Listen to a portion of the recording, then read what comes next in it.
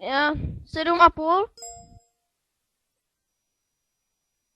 Já ještě neumím počítat, jenom na prstech trošku, no, ale já jsem se narodil s 3 prstama na každý ruce.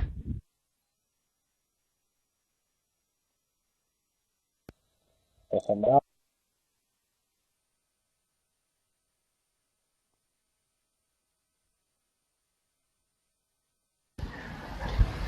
Pozri sa naňho, pošleš ho a podľa teba, aký sú jeho rodičia, taký istý skurvysyn jak on. Zase nerozumím řeči vašeho kmene. Kmeň má tvoj tato spolu s tvojim dedom a založili indiánsku gay party v gay klube, ktorý sa volá, že Indiáni.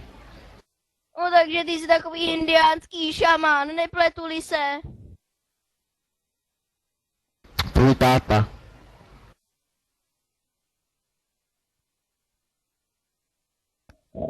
Ade, začneme. Tvoje máma je tak tlustá. To bylo dobrý. Tak ještě jeden vtip, prosím.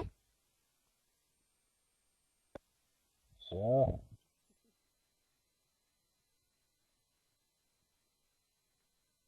Ještě jeden vtip. Takže jeden vtip. No, řekni mi vtipek. Takže bol raz jeden kokot. Mal 7,5 rokov. Narodil sa s 3 prstami na každej ruke. A čo sa stalo? On vedel lietať. A nezabil sa. To je v piči. Tak, stačilo ti. Já se doserem. Ale nás to nezaujíma.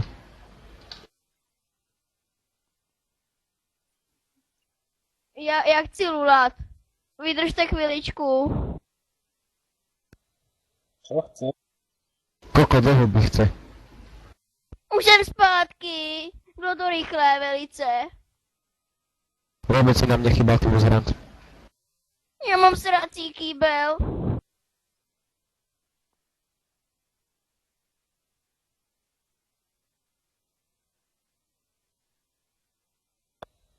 Ty kokso, tomuto decku by mali všetko zatrhnúť. Ale že vážne a poslať ho niekam do ústavu, nech si nápraví.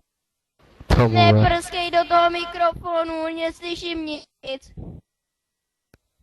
Co k tomu je? Chlapca nutil na papulu. To si už slyšel? Mluvíte do brambory. Tvoj táta je brambora, ty bastard. Nie, do krumpy, prestal si. Kvádkor forever. Kill him, please. Na základku teda chodíte, já jsem vás neslyšel, řekněte to prosím.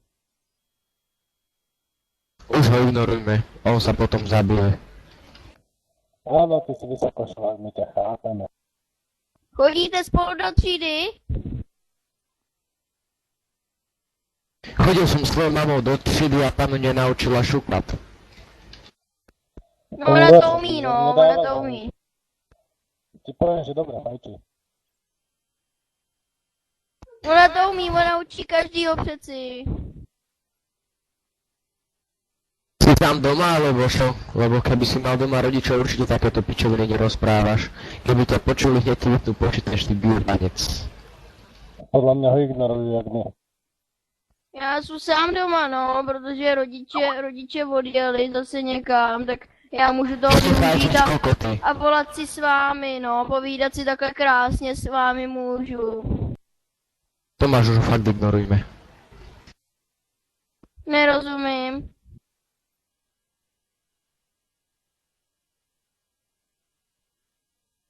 No, to nevydržíte, nebojte, budete si se mnou povídat. Já mám speciální schopnost, já umím líst na nervy.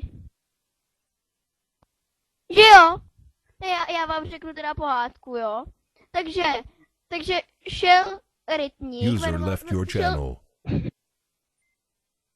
Šel poutník, jmenoval se Rytník. Jednou vyskočil ze stromu, roztáhl ruce a letěl až na Mars. Odtamtať skočil zpátky